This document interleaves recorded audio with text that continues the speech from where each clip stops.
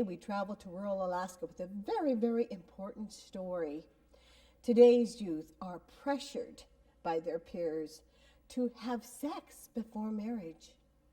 It's happening all over the world, not just here in Alaska. However, in Alaska, we do claim some of the highest rates of sexually transmitted diseases and pre-marriage pregnancy. That rate is very high too. Well, there's ways to combat that. There really are. Let's talk right after this. Hey everyone, is your home or office furniture showing its age? Let Scan Home and Office update your image. Albert's the expert. Give him a call, toll free. He can create the perfect furniture layout in the space you have available. He can even do this over the web. Scan Home wants to become your rural home office furniture supplier. It's mine. They even have financing options. Stop in at the corner of 36th and Arctic. Mokai, the versatile, durable, environmentally friendly, and fuel-efficient watercraft that's fun and easy to own. The strong polyethylene hull withstands scratches and impacts from river rocks. The jet pump requires only 4 inches, allowing for shallow water access, and the 3-gallon tank provides 8 to 10 hours of use. The engine and jet pump can be removed without tools in under a minute, making transport, storage an easy task. Mokai, accept no boundaries.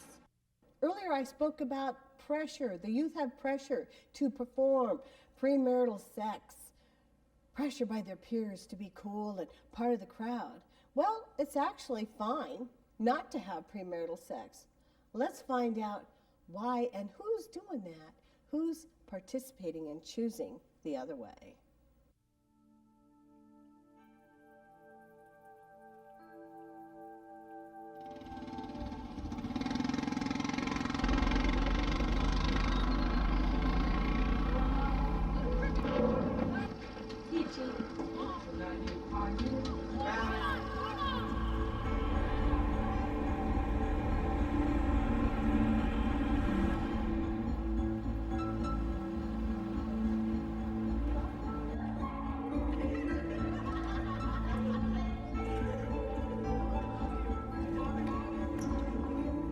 Teenagers live and grow in a world that is beyond their reasoning or control.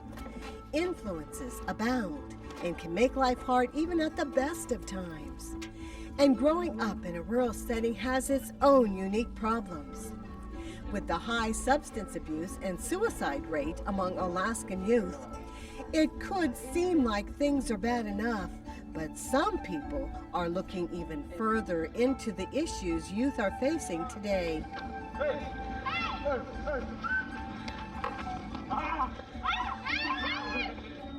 Teenagers are teenagers. We were all teenagers at one time, all of us adults anyway. And sometimes we do things without thinking. I notice a lot of young girls are getting pregnant, or a lot of girls my age are getting pregnant, and I just don't think it's right. Maybe they might think they'll be cool, or because everybody's doing it, and I don't know, just because they want to feel loved or something. A lot of peer pressure, I believe, of things happening, changes in our lifestyle and culture. I mean, when I was a teenager, man, you never thought of doing anything other than maybe kissing your girl when you were going out on dates, because the sex act was taboo. I mean, you didn't do that unless you got married. I just noticed there's a lot of young ladies having babies while they're not married yet, and they're not ready to have babies. And some of them didn't finish high school, and they're dropping out of school so they can watch their babies. That's not good.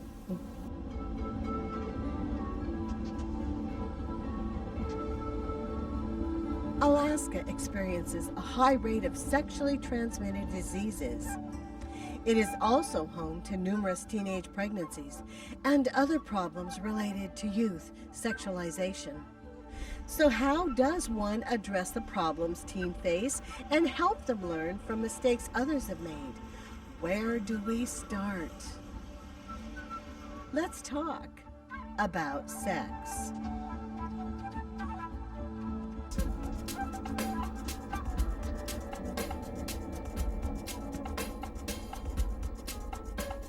The powerful, enigmatic force we call sex has been happening as long as we've walked the earth. And judging by the 6.5 billion humans living now, we seem to be successful at it. There's so many of us that a few 100,000 can starve without major society upheaval, so why worry about some teenagers and their sexual dalliances?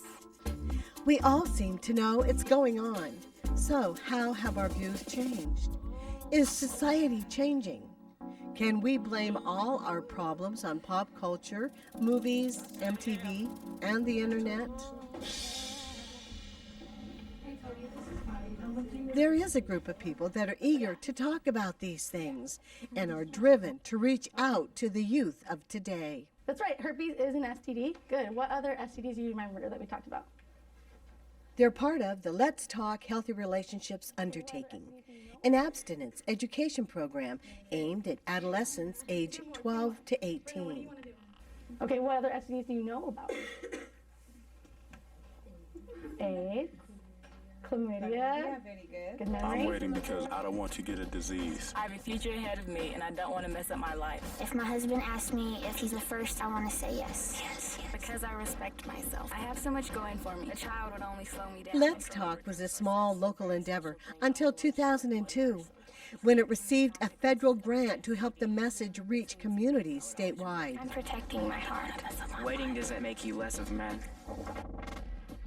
I'm waiting because it's the most precious gift I can give.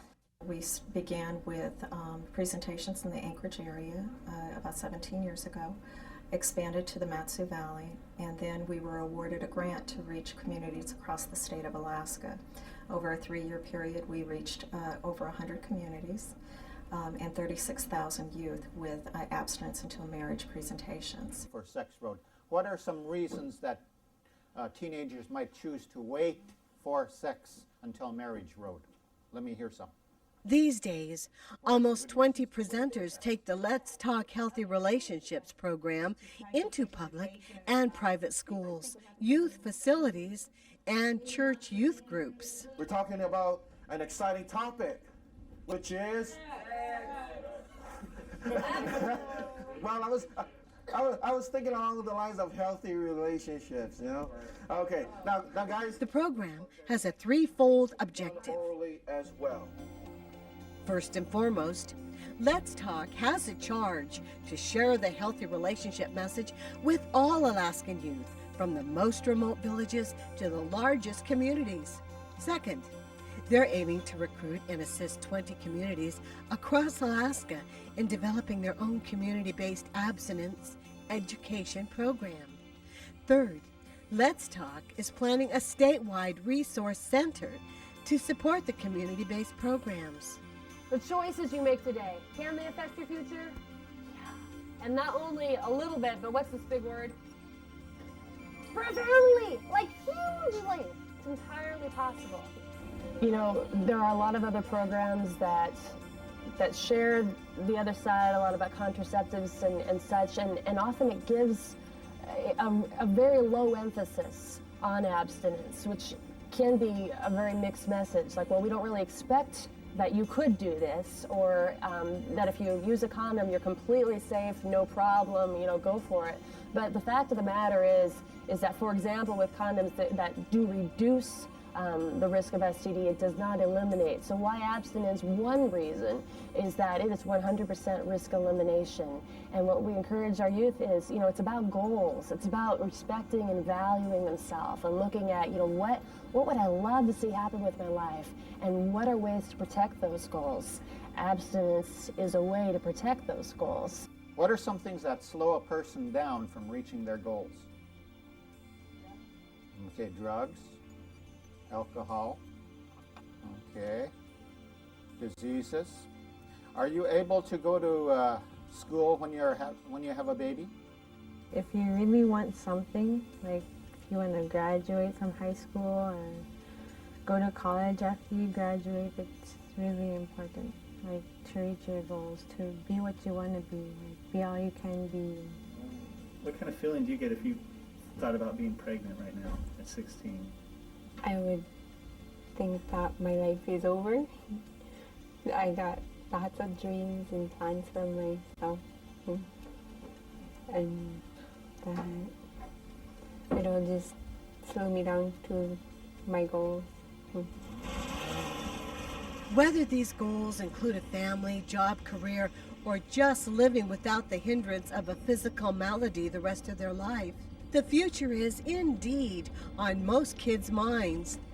We tend to think of childhood and adolescence as a carefree, day-to-day existence, when in fact it's a lot more stressful and responsibility-laden than that.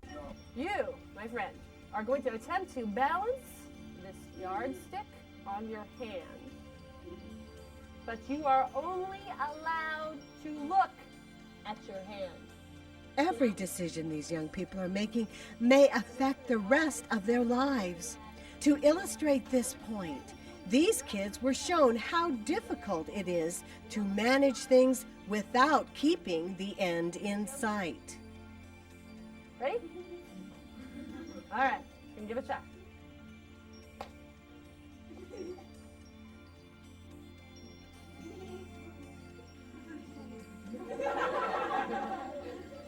We'll give you 2 more tries. Yes? Yep. Yep. So let's say in a relationship, okay? Number one reason, okay? Because we're in a relationship, and guys, you know, sometimes even though it's not communicated, there can be that lingering pressure about the sex thing. The emissaries in this endeavor come from all sorts of backgrounds, bringing a variety of experiences and stories to their presentations. Hi. Hi. Hello. For the story, I'd like to introduce you to Candice's boyfriend. You don't want any STDs, avoiding STDs. Just anger can, and a little bit, you know, maybe a little bit of it. You spray her a little bit. Ow. Today, we're going to talk about the physical side first, and then we're going to go to the emotional side of a relationship, okay? Because we have so many speakers and some that are from various regions, that often is really exciting to some communities. What's the #1 absolute thing you have to do right away if you have any kind of sexual activity? Go see a doctor. Go see a doctor. Perfect answer. That's right. I think the first reason why we became involved with this program is because we love and we care for the youth of the region, the children, and we want them to make really healthy choices. What's that? Reaching your goals. Where's those goals? Right here, okay? Everybody wants to reach their goals, right? We love to see positive things happen to people in their lives, and we want them to be able to reach their goals and not have anything slow them down, and we want them to think and be happy with the rewards of good character, maturity, and character development. Do you remember how people contract STDs? By blood. That's right. That's one way. What? Okay, French kissing is on the way. Something right. Touching. So we're on something here. Do you want to talk about the touching part, Leona? I think, you know, kids want to know, and maybe they don't know how to ask. And parents want their kids to know, but maybe they don't know how to say, you know, to tell them. So something like this where a neutral person comes out and talks to the kids is good. I like it. Petting. So now we know that at petting or making out or necking or whatever it's called, that's when the woman's body is preparing itself for intercourse. So again, we need to be aware of that because now body fluids are present. Effective, 100% choice that you can make that will protect you from Schools are making sure its students focus on a positive and productive lifestyle. To help promote this, they host Let's Talk presentations for their students. This one was for the boys. On this word intimacy, this definition will be worth more than $1,000 to you. And that's this. Into me, you see. Okay, say that with me. Into me, you see. You know what this is all about? It's no more looking, okay? And because the way we're kind of geared towards the physical, but into me, you see, is looking past the physical into getting to know that person who is on the inside. Why? Because people, you know, and over time, people get good at wearing masks. Okay, on the outside they can appear to everything, you know, everything is all together, got it all going on, but on the inside they can be insecure and things are falling apart. On the outside, you know, they can appear to be happy, where on the inside they can be sad and depressed. Okay, for us, you know, a girl on the outside could be a hottie, but the person on the inside could be ugly. Okay, and so into me you see is getting to know that person who is on the inside. The presentations, while varying from presenter to presenter based on their respective backgrounds and stories, all have the same objective. Though the program uses positive reinforcement to show where kids could take their lives, they also use a set of slides and movies to illustrate the negative things that can happen as a result of careless sex. Lisa contracted HIV from a man she was engaged to when she was 21. But she didn't know she was sick until she was diagnosed with full-blown AIDS 3 years later. It looks painful, really painful. Doesn't look good to go through that. It must really hurt for the people who have STDs or any disease. You must be really regretting. I'm a kind of person that don't like to regret. This is a scientific survey for research, and so here's what we need to ask of you. To make sure the message has an impact, the Let's Talk program has begun asking youth that participate to fill out surveys that reflect their attitudes and intentions towards sexual activity. This survey, as said, is anonymous. Do not put your name on it. Your name will not be connected with your answers.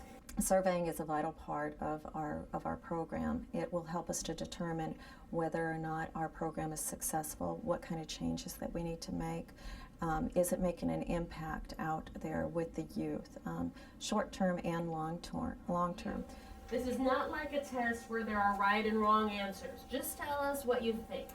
I think people my age or younger should think about abstinence while they're in school. And set goals for themselves and try to reach them, because it could really ruin everything.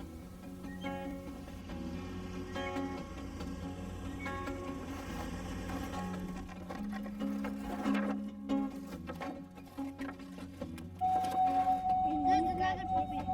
Just another puppy. Which one's that one?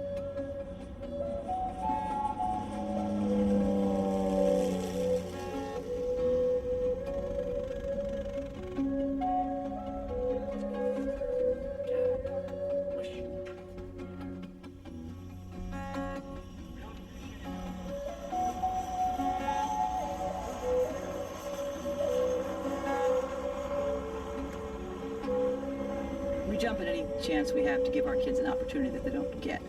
Not many people are willing to travel out here. It's inconvenient, it's expensive. I think it's a great opportunity for the kids, especially since we are in a village and it is a little secluded from, say, somewhere like in Anchorage. The kids out here, because their exposure, they see it on TV, they know what's happening, they can talk it, but they don't live it. And because of that, they're not as advanced as Anchorage kids or downstate kids emotionally. Multiply. Then you're going to do a second function.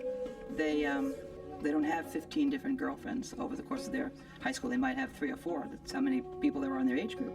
They have a lot of perceptions that aren't easily answered to them sometimes. And having somebody to come out and talk about the issues like sex and STDs and stuff like that benefits the kids, because sometimes they are a little embarrassed to talk to their family or to their parents about issues like this. STDs. It may be an embarrassing subject, but parents are the front line on teens' growth and maturity.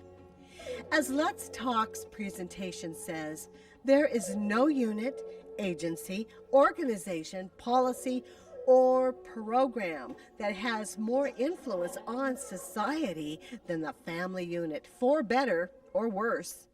And those that take their parental responsibility seriously have more potential influence for good than any other factor. We just really applaud your role in being involved in the youth's lives here. And to encourage this, Let's Talk hosts a special presentation for the parents.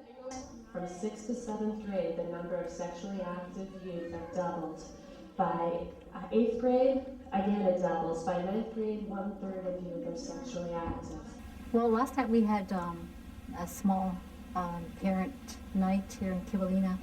But then the feedback that I got from one of the parents is, I'm going to go talk to my teens. And that's good, you know. Even if we just even reach out to one parent, I think we've made some good strides. Parents, keep it up. Keep encouraging your child. And this is the message I like to be able to tell parents. Your teenager wants your support. In addition to reaching parents and youth, the Let's Talk agenda includes helping communities put together their own programs. They believe that no matter how effective the periodic presentations may be, it's important to continually feed this information to the youth, using the support and context of their own surroundings. Our research found in the last grant that while it does make a difference for real behavioral change, our youth need to hear the message more than once a year. They need to hear the message in a variety of sources over time. What we're wanting to do when approaching these communities is to ask them, how can we help you?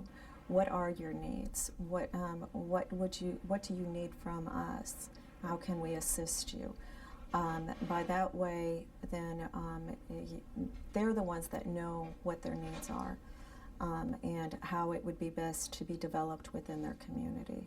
They are already helping 6 communities in Alaska begin abstinence programs and are looking for another 14 that would be interested in creating their own program.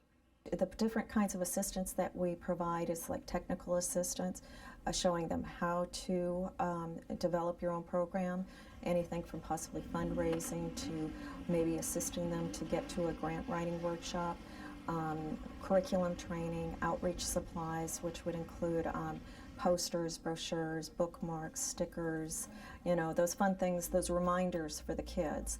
Can do. Heck no. Yes, Candice. They're hoping that the message will take on a life of its own and eventually become a part of every teenage kid's understanding of the world, their fellow adolescents, and their place in it all. I think it's made the kids more open with talking with the teachers and with each other. So it was exciting. I think they really looked forward to it. And I don't know, maybe part of it was teasing each other, or maybe it was part of it because it's not something they always talk about. But they've talked pretty freely, I think, as a result of the program. Can you point your feet up? When I see, you know, the older ones, you know, kind of smiling at each other and stuff like that, it does enter my mind that, you know, there's so much stuff out there that we don't even know about, that these kids need to be talked to. And maybe somebody who's closer in their age would get through to them better, you know, because, you know, they'll listen to me to a point, but then I'm only grandma, you know. So when there's somebody closer in age, I think this is a good program. I think it's good for everybody. You look at the youth and see their potential. They can do it. They can be abstinent until marriage if they make the choice. It's a matter of them setting their boundaries and sticking to it, believing in themselves, having a support system, and just moving on in life one step at a time. You're on the winning team, and you're going to make it. To the youth, you're going to reach your goals. You have people that care for you and love you, and you're going to make it. And to the parents, keep being a coach. You're doing a good job. At the end of the day, it's a choice. And when the Let's Talk presenters return home and Alaska's youth go on about their daily lives, hopefully they now have more ammo, more information, and the knowledge that it's okay to say no. Others across the state and nation and world are saying it, and it's a good thing. It's important to wait until you're married to have sex. And that you should wait for that special someone, and I don't know, just not rush into it so fast.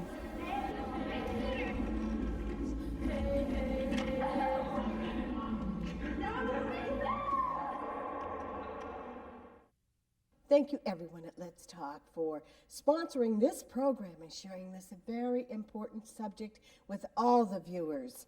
If you want more information, call Let's Talk at 868-5033. God bless every single one of you. Thanks for joining me.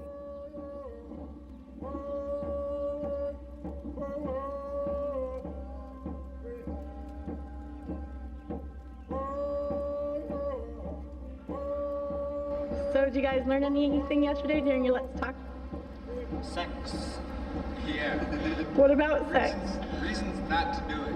What did you think about that? Get married, so you don't need to get STDs or AIDS or HIV. Yeah, there's a bunch of diseases you would not want to get. Yeah. At this young age. At this young age, is that what you said, Steven? Anybody pregnant. Yeah. Yeah, babies at a young age. Message I have for the youth is to love yourself first, respect yourself, believe in yourself. A healthy message for kids, I would feel, is getting to know people, because peer pressure is such a powerful, so powerful with kids, just being involved with a group of people, whether people that make healthy choices. I'd like my students to learn to find things that they enjoy, that are sort of pure, joyous enjoyment, and don't have any kind of effect on the body other than, you know, having some cookies and your mouth waters is good, but just kind of stay away from that stuff that's rough on your body. It'll be better for your children and your children's children.